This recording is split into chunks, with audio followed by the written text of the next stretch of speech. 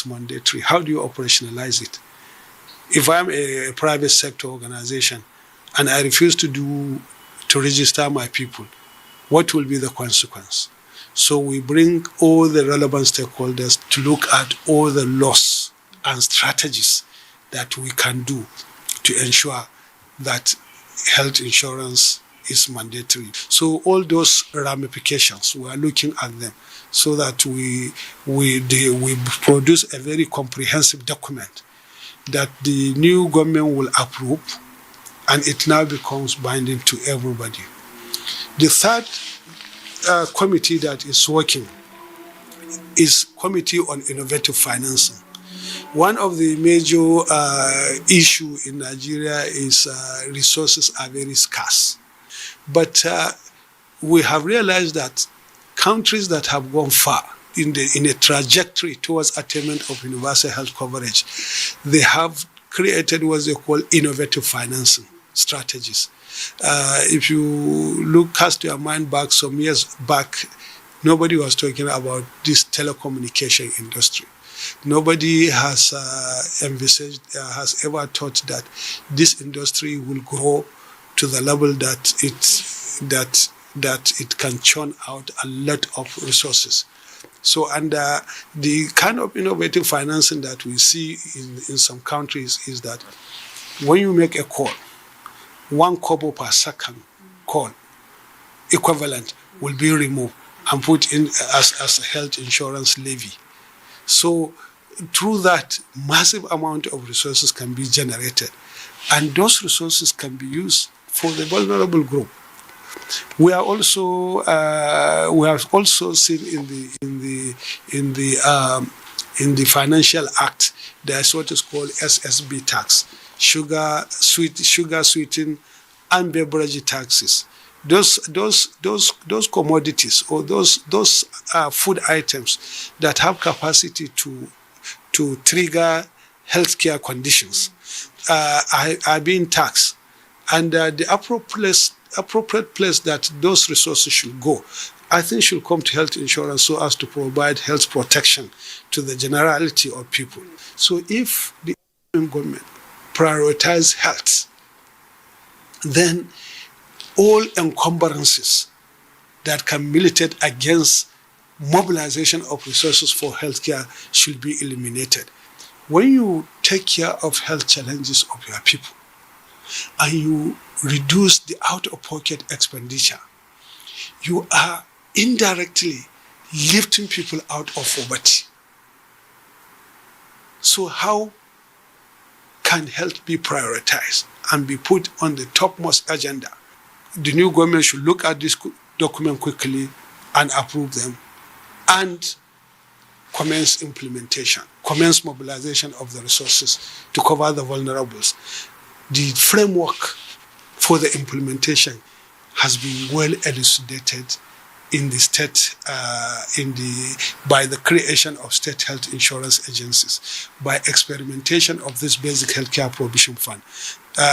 What will it take? We know what is a premium that is required for an individual to get into the healthcare delivery system. So if the new government will look at the NHIA law, and be oriented on the various mechanisms for bringing resources into the health insurance, especially through this health insurance levy that might come through the healthcare financing arrangement. Within no time, I foresee Nigeria moving in a right trajectory for attainment of universal health coverage by 2030. And mind you, one of the appealing features of the health insurance system is that the final destination of large chunk of the resources that has come to the national health insurance system is the hospitals. So through the funding that is coming through the national health insurance, hospitals can develop a strategic plan for development and improvement. As the monies are coming, they are using it to upgrade and expand the infrastructure and even hire more human resource for health, more infrastructure, more equipment, more human resource, and more better services.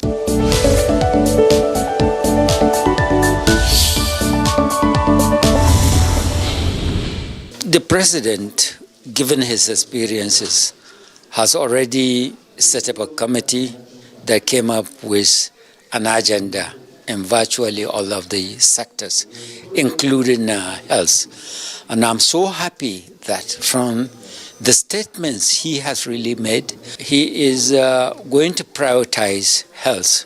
There are still a lot of challenges. While no matter how much you allocate for health, can never be enough, because the health sector is still not in the situation that we still want it, because a lot of Nigerians still go outside, for medical care. A lot of our hospitals here in Nigeria are not really functional. A lot of health workers, are migrating, to greener pasture. So the president needs to do a lot. The president needs to ensure that he prioritizes health. More money is allocated to the health sector. At least we want a situation whereby 10% of budgetary provision for health is made, for this health sector. Our Abuja Declaration of 2001 stipulates that 15% of the national budget must be allocated to health. This time around, in fact, this year we were able to get 6%. Our target is that for the next, within the next 4 years, the president should jack it up with the support of the legislature to at least 10% of our national budget. Secondly, whatever is allocated to the health sector must be released, cash-backed. So if this is really done and then replicated at the subnational level, that is the stress, I'm sure Nigerians, will have a better health system in the country. Health is one place where whatever it is you do will be seen or not seen. But seen mostly because as long as children are able to access care, mothers are able to access care, nobody is dying, the numbers are going down in terms of mortality, and everything around health, human resource for health, things are working, it becomes clear that government is working, because we all smile. When people do not need to go and break the bank, when children stop dying, when mothers stop dying from very simple preventable diseases, when all those things, when the National Health Act is fully implemented such that every LGA, every ward, every community has primary health care center that works, when you are not afraid to fall sick because you know that the system will take care of you, then we will know that this government is working. As a priority, both in the constitution and then in the way business is run. Health is wealth. Without good health, there is no socio-economic development. Without good health, there is no peace. Without good health, there is no security. So my really ask to him is to really reposition health for it to become a real priority. We want health to benefit from the pro-health taxes, such as tax on sugar drink, on tobacco, and even other mechanisms. So health really need to be a priority, and with it, universal access to universal health coverage, but also better preparation to future pandemic under the new health emergency preparedness and resilience architecture. So this will be the ask, basically, and we need really stronger primary health care system structures and infrastructure and centers.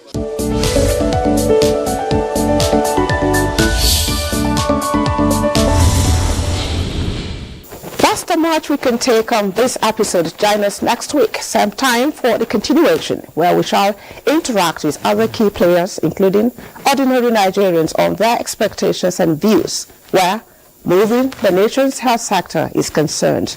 Do not forget to be a part of the program.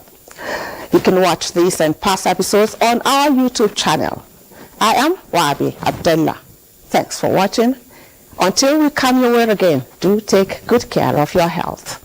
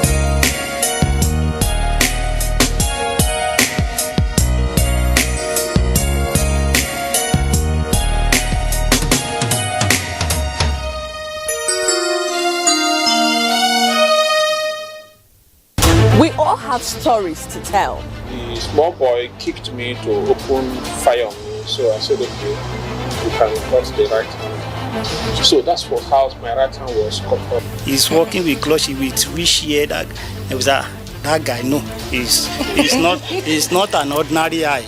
No, he's not an eye. Juju he used marry his wife. It all depends on how I handle my story and how you're able to handle your own story. It is what you decide in your mind that determines you, not your situation. I don't hear well, but one thing is, we are better together.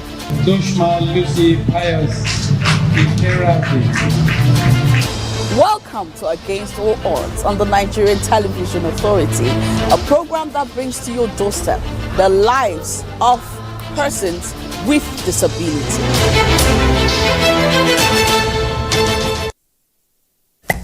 24 hours a day, 7 days a week.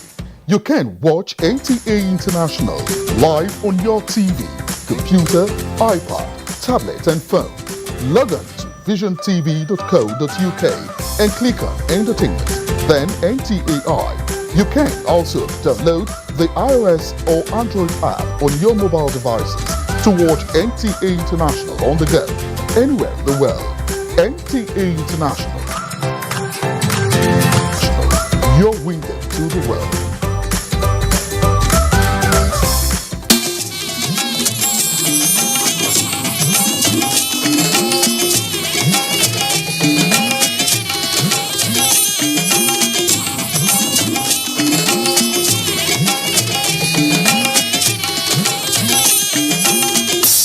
This is the network service of the NTA.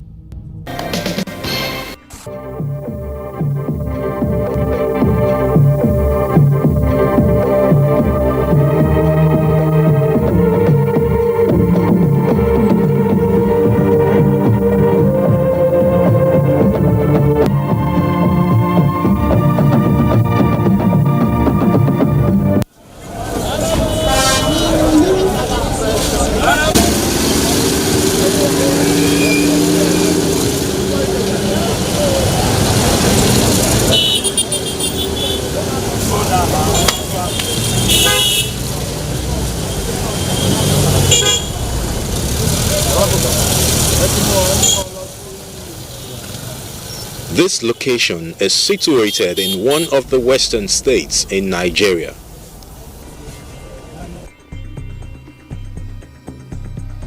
It is called Ajeromi Ifelodun. It was created as a local government in 1996. It traced its origin from the Administrative Division Edicts of 1968, which broke Lagos State into 5 administrative divisions: Lagos, Badagry, Ekpe, Ikorodu, and Ikeja. Formerly, mainland in Ibiwa. Nígbà tó yá, Badagry. Nígbà tó yá, wọ́n tún dá padà sí Apapa local government. So, but now we are in Nigerian Ifelodun at a constitutional local government. Àwọn èèyàn kan ti wà níbí ṣáìdì boundary lọ́hùn yẹn ó ti ń develop ní early 60s ibẹ̀ yẹn ti ń develop wá sí ọwọ́ ọ̀dọ̀ wa ń bí so ṣùgbọ́n nígbà tí àwọn British wọlé tí wọ́n gba Apapa ilẹ̀ Olùwà ni àwọn kan wá láti ibì kan tí wọ́n wà ní orí ilẹ̀ ẹ̀bẹ̀ wọ́n ní kí wọ́n sọdá sí ọ̀dọ̀ wa ń bí ẹ̀rí ibì kan tí wọ́n pè níbẹ̀ yẹn tí wọ́n pè ní GMJ quarters tẹ́ bá débẹ̀ ní ilé tí wọ́n jẹ́ quarters síbẹ̀ o so àwọn lé pákó kan oríṣiríṣi nígbà yẹn GMJ ló wà ní House of Rep nígbà náà òun ló gbàbẹ̀ yẹn padà lọ́wọ́ federal government gbogbo sáìdì ibẹ̀ yẹn ni àwọn èèyàn yẹn ni wọ́n wà ni wọ́n ń pè bẹ̀ ní Arárọ̀mí nísìnyí. Ajeromi Ifelodun constituted one of the 3 district councils under Badagry division in the past. With the consequent enactment of local government edicts of 1976, the former 3 district councils in Badagry division, Egunawori, Ajeromi Ifelodun, and Awori districts were merged and brought under one umbrella, Badagry local government, in the early 70s. Today, Ajeromi Ifelodun stands on its own as a local government. Its dense population comprises diverse populated settlements, towns, and communities. Alaya Biagba, Ayetoro, Alakoto, Araromi, Dankaka, Tolu, Awodiora, Ibafon, Onibaba, and Ajegunle.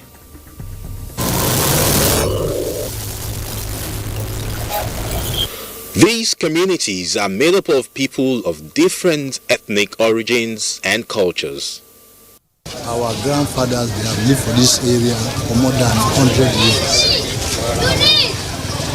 Even I went to Jumuratu Islamia Primary School in this Ajeromi. I married here, Yoruba woman, with 2 issues. So, and we stay peacefully with the people in this community. That is the owner of the land, that is the Yorubas.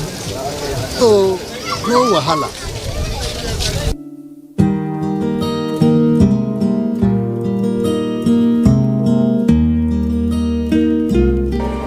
This outfit I'm wearing is very free. It gives a lot of room for me to do, a particular dance step, And that step is from the rest I'm about to talk about on the program today. But now, I'm not going to dance, because immediately I start, you will know where we are. But we'd like to keep it a bit on the wraps for you to discover as we make the journey into the program Our History today. It's a place some people have referred to as a mini Nigeria. It reminds one of the old Bendel state, which was like a mini Nigeria. So where is this place? Find out soon. My name is Cordelia Obe, and this is Our History. Our History.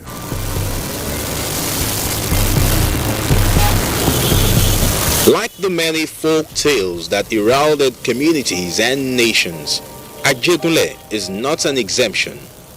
History has it that the Ojora royal family, formerly Ojora chieftaincy family and Oluwa family, are the original owners of the land.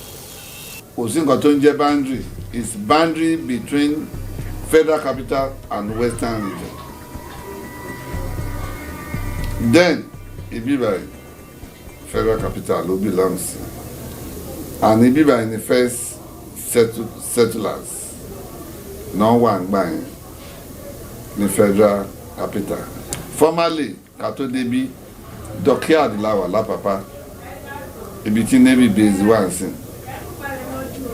That is where the people of Apapa settled. Then, in the government, federal government, have make use of that place for Navy base on shift to our CB. We are still on federal government land and for under federal government area. And in Banye, on fi biba ilẹ̀ fún wọn temporarily. On they can call it block. So, but I want develop. Ilẹ̀ yìí belong to Ojora royal family.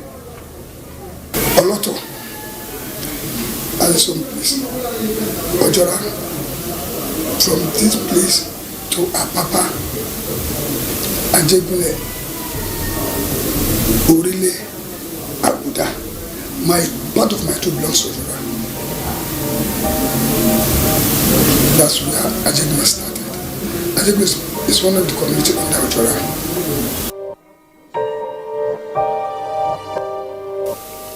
The original settlers of AJ City, as it is popularly called, were said to be fishermen, and there are different legends on the origin of Ajegunle.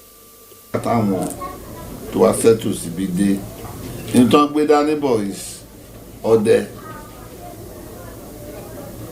farmer or the akpeja or the akmeron or the nshoku on she agbe. The name Ajegunle literally means, "This is where my wealth inhabits." You have to consult the oracle. So when they consult the oracle, it's the that name it Ajegunle.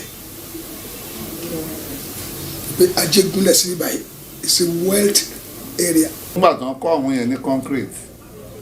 I'm a visit àwọn èèyàn wọn níbí. Ẹ wá kí wa níbi tí ajé gúnlẹ̀ sí. West náà ń pè ní ajé ń jọ yẹn ibi tá à ń náwó ibi tó wó wá ti yọ. Nílẹ̀ Yorùbá tí wọ́n bá fẹ́ tẹ ibì kan dó, wọ́n máa gbé ifá kalẹ̀. Ifá ló máa sọ ohun tí wọ́n máa ṣe. Nínú ètùtù tí wọ́n ṣe, tí wọ́n fi ìpèsè àwọn ètùtù yẹn, tí Ajégúnlẹ̀ fi jẹ́ Ajégúnlẹ̀ ni pé ajé tí wọ́n fi ṣe ètùtù yẹn ibi tó wọlẹ̀ sí ibẹ̀ la wà yìí ni wọ́n fi ń pè ní Ajégúnlẹ̀.